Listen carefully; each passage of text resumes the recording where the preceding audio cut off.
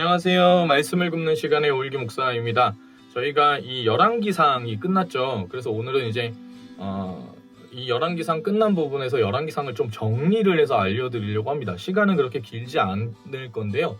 생각해보면은 열왕기 시작하기 전에 이걸 좀 해드렸으면 좀 좋지 않았을까라고 생각도 되지만 끝난 다음에 정리하는 것도 의미가 있기 때문에요. 이 열왕기라는 게 이제 남유다와 북이스라엘로 갈라지기 때문에 중간에 방향을 잃고 이거 도대체 무슨 얘기 하는 거지 이럴 수 있는 책이 열왕기거든요. 그래서 요번 차에 제가 이렇게 정리해 드리는 거를 좀 보시면서 함께 기억하시고 공부해 놓으시면 좀 좋을 것 같아요. 저희가 이 신약에 있는 말씀 하나를 보고 나서 아마도 지금 생각으로는 빌립보서를 할 것 같은데 빌립보서 다음에 이 다시 열왕기 하로 돌아올 거거든요. 근데 그 전에 열왕기 상을 한번 저랑 먼저 정리하시면 좋을 것 같습니다. 자, 지금 여기 말씀을 굽는 시간 오사부 채널 열왕기상 정리 떠 있죠. 저 편집자님이 여기 이렇게 여기나 뭐 아무튼 뜨게 할 것 같은데 한번 시작해 보겠습니다. 열왕기라는 것은요. 열왕기 책이 상건과 하건으로 되어 있습니다. 열왕기라는 것은 멜라킴이라는 히브리어고요. 왕들이라는 뜻입니다. 이게 열왕기라는 게 왕 10명이다 이 얘기가 아니라고 말씀드렸었죠. 그래서 왕들이라는 뜻이고 열왕기상은 총 22장으로 구성이 되어 있습니다. 이 22장 중에 딱 절반인 1장에서부터 11장까지가 통일 왕국과 솔로몬에 대해서 이야기를 하는 것이고요. 솔로몬의 그 범죄로 말미암아서 그 아들 르호보암 때에 나라가 둘로 쪼개지는데 르호보암의 남유다와 여로보암이 다스리게 되는 북이스라엘 거기에 이제 이 이후의 왕들에 대한 이야기가 12장에서부터 22장까지 이어집니다. 솔로몬부터 좀 살펴보자면요. 이스라엘의 초대 왕이 사울이고 그 다음에 다윗이었죠. 다윗의 아들이 솔로몬입니다. 1장에서부터 11장까지 솔로몬에 대해서 다루는데 다윗 왕이 늙었을 때에 나라의 정세가 굉장히 혼란스러운 상황에서 솔로몬이 등극하게 되는 내용을 다룹니다. 그거를 1장에서부터 2장까지 다루고 있는데 그래서 1, 2장의 내용은 솔로몬의 등극에 대한 내용입니다. 그 3장에서부터 8장까지는 솔로몬이 그 가운데 하나님의 은혜로 얼마나 강대한 나라를 이루고 부귀 영화를 누렸는지에 대한 성공한 솔로몬의 삶에 대해서 이야기를 해주는 것이죠. 그런데 이 3장에서 8장까지도 약간의 복선이 실려 있습니다. 얘가 좀 지금 좀 약간 이상해지는 것 같은 맛이 상하는 듯한 느낌을 받을 수가 있는 것이죠. 그러다가 그 복선이 실제로 딱 터져가지고 9장에서 11장까지 무슨 내용이 나오는 거냐면 솔로몬이 실제 타락한 내용에 대해서 나오는 겁니다. 그게 이제 1장에서부터 11장까지의 내용이고요. 이 솔로몬 이후에 등극한 왕이 누구냐면 솔로몬의 아들 르호보암이었습니다. 르호보암. 여기서 이제 르호보암 가운데에 여러 가지 그 백성들이 그 뭐라 해야 되나 솔로몬 왕 때 그 가지고 있었던 부역이나 여러 가지 어려웠던 부분들을 가지고 가서 토로하게 되는데 르호보암 왕에게 가서 이야기했을 때 우리 멍에를 좀 줄여달라고 얘기를 하는데 이 르호보암이 늙은 지혜 있는 사람들의 말을 듣지 않고 자기와 함께 자란 젊은 사람들의 말을 듣습니다. 그래가지고 나는 너희에게 더 큰 멍에를 지게 할 거다라고 얘기하는 바람에 나라가 딱 갈려요. 그때의 남북 왕조의 분열에 대한 지금 제가 말씀드린 이 내용이 12장에서부터 14장까지 나와 있는 거고 15장은 초기 이 분열 왕국 때 남북조의 열왕들에 대해서 설명을 해줍니다. 그리고 16장에서부터 22장까지 드디어 악한 왕의 대표라고 할 수 있는 아합과 그 시대에 사역했던 엘리야가 나오게 되는 것이죠. 어떻게 보면은 이 분열 왕국 시대에 이 왕들이 쪼개지고 나서는 중간에 있는 왕들은 그냥 팍팍팍 지나가는데 뭐랄까 약간 어디를 향한다라는 느낌을 받냐면 아합을 향해서 나아가고 있다 이런 느낌을 받을 정도로 아합이 굉장한 뭐랄까 영향력 뭐라 해야 되죠? 굉장한 포스를 보이게 되는 것이죠. 그래서 16장에서부터 22장까지가 아합에 대한 이야기를 다루고 있습니다. 근데 이렇게 보면은 제가 아까 말씀드렸던 것처럼 유다랑 이스라엘의 왕들이 중간중간 사이사이 이거 하나를 딱 정리하고 다 예를 들어서 남유다를 정리한 다음에 북이스라엘은 이렇습니다라고 설명하는 게 아니고 이게 엇갈려 있어요. 그래가지고 읽다 보면 이 왕이 누구야? 어쩌라는 거야? 뭐 이렇게 나올 수가 있기 때문에 제가 남유다와 북이스라엘 왕들을 좀 정리해 보았습니다. 자, 먼저 남유다부터 갈게요. 남유다가 남왕국이죠. 남왕국 유다. 왕은 누구냐면은 초대 왕은 이 솔로몬의 아들 르호보암입니다. 제가 아까 말씀드린 것처럼 이 솔로몬 왕 때 건축을 되게 많이 하고 백성들이 생각보다 이렇게 부담을 많이 멍해를 많이 지고 있었는데 그 부분을 가지고 르호보암에게 줄여달라 얘기했을 때 그거를 현명하지 못한 처신을 함으로 말미암아서 이 남북조 분열을 만든 왕이 르호보암입니다. 솔로몬의 왕이죠. 솔로몬의 아들이죠. 이 르호보암의 아들이 누구냐면 아비암이라는 사람인데 이 아비암은 아버지와 같은 악한 왕입니다. 네. 그러고 나서 이 아비암 다음에 나온 왕이 아사인데 남유다는 북이스라엘과는 좀 다르게 아사 왕은 선한 왕입니다. 선한 왕이요. 그리고 4대째 되는 여호사밧도 하나님이 보시기에 정직한 왕입니다. 11개 상에서 남유다는 딱 이렇게 4명의 왕을 이야기해 줍니다. 그 다음에 누구에 대해 어디에 대해 얘기하냐면 북이스라엘에 대해 이야기를 하는데 자, 북이스라엘은 여로보암, 이 여로보암이 이제 르호보암 때에 이 독립해가지고 이 북이스라엘을 만든 것이죠. 남유다가 베냐민 지파와 유다 지파의 두 지파를 가지고 있었던 거에 비해서 북이스라엘은 10지파를 가지고 나라를 시작합니다. 근데 이 여로보암이 뭐 하냐면 금송아지를 만들어요. 그러니까 그래가지고 이스라엘 온 민족이 다 우상 숭배하게 만드는 그 악한 짓을 하는 왕입니다. 여로보암이.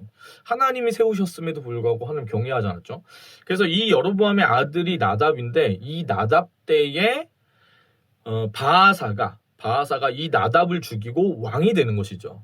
여로보암의 아들은 죽음을 당해서 당합니다. 그리고 바하사가 왕이 되는데 이 바하사도 악한 왕이었어요. 그래서 그 아들인 엘라, 바하사의 아들인 엘라 때에 시므리라는 사람이 엘라를 죽입니다. 그리고 나서 자기가 왕이 되는데 이 사람은 왕이 된 지 7일 만에 기브돈에서 돌아온 그 오므리와 백성들에게 성이 함락될 위기 가운데 처해지자 성을 불태우고 나서 자살을 합니다. 그러니까 7일 동안 나라를 다스려요. 7일 천하. 이 당시에 이 정황이 얼마나 혼잡스러운지를 알 수 있어요. 북이스라엘이 계속 죽고 왕이 되고 또 죽고 왕이 되고. 그러니까 시므리가 죽은 다음에 오므리가 다른 사람과 함께 경쟁을 해가지고 죽인 다음에 왕이 됩니다. 이 오므리 능력이 있는 사람이었는데 시므리를 죽이고 왕이 되었고 이 사람은 아합 왕의 아버지이죠. 그리고 오므리의 아들 아합이 결국에 등극하게 된 겁니다. 이 아합 왕은 역대로 가장 악한 왕이기도 했고요. 엄청나게 뛰어난 왕이기도 합니다. 이 아합 왕에 대한 이야기를 하면서 몇 가지 테마로 얘기를 하는데 첫 번째가 가뭄에 대해서 얘기를 하고요. 그 이스라엘과 이 아합 왕의 범죄로 말미암아 하나님이 가뭄을 내리시는 부분에 대해서 얘기를 하고 가뭄에 대한 여러 가지 에피소드들을 다루는 것이죠. 두 번째는 뭐냐면 갈멜산에서의 전투. 엘리야가 갈멜산에서 850대 1의 싸움을 해가지고 승리하는 부분. 그리고 엘리야가 그 이후에 이세벨의 이야기를 듣고 도망가는 로뎀나무 아래에서 하나님 나를 죽여주십시오라고 얘기하는 그 부분에 대한 이야기가 있습니다. 세 번째는 뭐냐면 아람과의 전투에 대해서 이야기하는데 아합은 악한 왕임에도 불구하고 하나님께서 북이스라엘을 긍휼히 여기셔서 아람과 3번 전쟁하는데 그중 2번을 승리하게 해주십니다. 2번을 승리하게 해주세요. 근데 이제 문제는 뭐냐면 세 번째 전투가 일어나는데 이 세 번째 전투에서 아합이 하나님을 의지하지 않음으로 말미암아서 죽게 되는 겁니다. 세 번째 전투에서 죽어요. 그게 지난 말굽시에서 사람의 인생은 갑옷이 아니라 솔기인데 아합은 자신의 삶을 갑옷이라 여겼기 때문에 그렇게 나가서 죽은 거다. 이렇게 말씀드렸었죠. 인생은 갑옷이 아니라 솔기다. 네, 이거 꼭 기억하셨으면 좋겠습니다. 그리고 이제 이 세 번째 전투 전에 있었던 얘기가 뭐냐면 나봇의 포도원을 이세벨이 빼앗아 가지고 이제 아합에게 줬다. 요 내용, 요 정도 이제 아시면은 열왕기 상권의 거의 대부분의 내용을 다 아시는 겁니다. 자, 이 열왕기서의 주제에 대한 부분을 좀 볼 수 있는데 3가지로 볼 수가 있습니다. 열왕기는 솔로몬에서부터 유다 왕국의 멸망까지의 이야기를 다루고 있는데 상권은 솔로몬에서부터 이 아합 왕까지를 다루고 있죠. 근데 우리는 여기서 3가지를 볼 수 있습니다. 첫 번째는 뭐냐면 유일하신 하나님을 경외하고 하나님의 말씀에 순종해야 한다. 이것이 이제 열왕기서가 우리에게 주는 첫 번째 메시지고요. 두 번째 메시지는 무엇이냐면 나라의 부흥과 망함이 어떤 인간적인 탁월함이나 그 나라를 돕는 이웃 나라들 동맹들이나 이런 거에 달려있지 않고 하나님께 나라의 부흥과 이 망함이 달려있다. 이거를 우리에게 얘기해 주는 겁니다. 세 번째는 뭐냐면 나라의 대표가 왕이잖아요. 이 왕이 하나님 앞에 어떤 모습으로 서 있느냐가 이 나라의 흥망성쇠를 결정하는 어떤 그런 것들이 됩니다. 이 나라의 대표인 왕이 하나님과 어떤 관계냐. 이게 중요하다라는 걸 우리가 열왕기 상을 통해서 알 수가 있죠. 이 교훈을 우리에게로 가져오면 지금 이 시대를 살아가는 우리에게 가져오면 우리는 세 가지를 기억해 할 수 있어야 하는 것 같습니다. 첫 번째는 뭐냐면 역사의 주관자이신 하나님을 경외해야 합니다. 역사의 주관자가 하나님이시다라는 것은 다른 의미로 하면은 뭐냐면요. 내 삶의 주관자가 하나님이시다. 그걸 기억해야 됩니다. 우리는 우리의 삶의 주관자가 나라고 생각하거나 돈이라고 생각하거나 다른 사람이나 명예나 다른 걸 쫓아가거든요. 우상이 내 삶을 결정한다라고 믿을 수가 있어요. 근데 그게 아닙니다. 하나님이 우리의 삶을 주관하시는 분이십니다. 두 번째는 내 삶이 내가 가진 능력이나 돈이나 위치가 아니라 하나님을 믿는 믿음으로 인해 결정되는 걸 알아야 됩니다. 왜? 내 삶을 하나님께서 주관하시기 때문이죠. 자, 세 번째입니다. 예수님을 믿는 내가 아까 말씀드렸죠. 왕이 하나님과 어떤 관계를 맺느냐에 따라서 나라의 흥망성쇠가 결정되는 것처럼 예수님을 믿는 내가 지금 살아가고 있는 그 자리 가운데 왕 같은 청지기로 하나님과 올바른 관계 안에 이렇게 나아가고 있다면 하나님께서 나를 통해 내가 있는 그 공동체를 살리신다라는 것을 알 수 있습니다. 이것이 열왕기서를 통해 우리가 배울 수 있는 부분이었는데요. 여러 가지 부분들이 있죠. 근데 제가 마지막에 이렇게 저는 기억나는 게 딱 그게 기억이 나요. 아하 왕에 대해서 죽음에 대해서 말씀드리면서 인간의 삶이라는 거를 우리는 갑옷이라 여길 수 있지만 그래서 내가 잘 살고 잘 그렇게 지내기 위해서 나의 삶의 갑옷을 단단히 하려는 노력을 누구나 다 하는 거지만 하지만 인간의 인생은 갑옷이 아니라 솔기에 불과할 뿐이다. 이 말씀을 드렸었죠. 어떻게 보면은 그게 열왕기서의 주제입니다. 갑옷이라 착각해서 너가 가진 다른 우상이나 너가 가진 능력이나 다른 사람들이나 돈이나 명예 이런 거 의지하지 말고 오직 하나님만 붙잡아라. 이게 열왕기서의 주제입니다. 오늘 하루 살아가실 때 여러분 하나님을 붙잡고 하나님을 바라보는 저와 여러분의 복된 하루 되었으면 좋겠습니다. 제가 짧게 기도할게요. 사랑해 주님 감사합니다. 우리 열왕기서 이제 오늘 마무리했는데 하나님 은혜 안에서 영상 보시는 모든 분들이 하나님 바라보고 아버지 하나님 주님 붙잡고 살아갈 수 있는 오늘 하루 될 수 있도록 인도하여 주시고 하나님 말씀 가운데 더욱 기쁨으로 주님 붙잡고 하나님을 알아가고자 하는 그 마음이 가득히 넘칠 수 있도록 오늘 하루 가운데 은혜 베풀어 주시옵소서. 주님을 찬송합니다. 감사드리며 예수님의 이름으로 기도합니다. 아멘.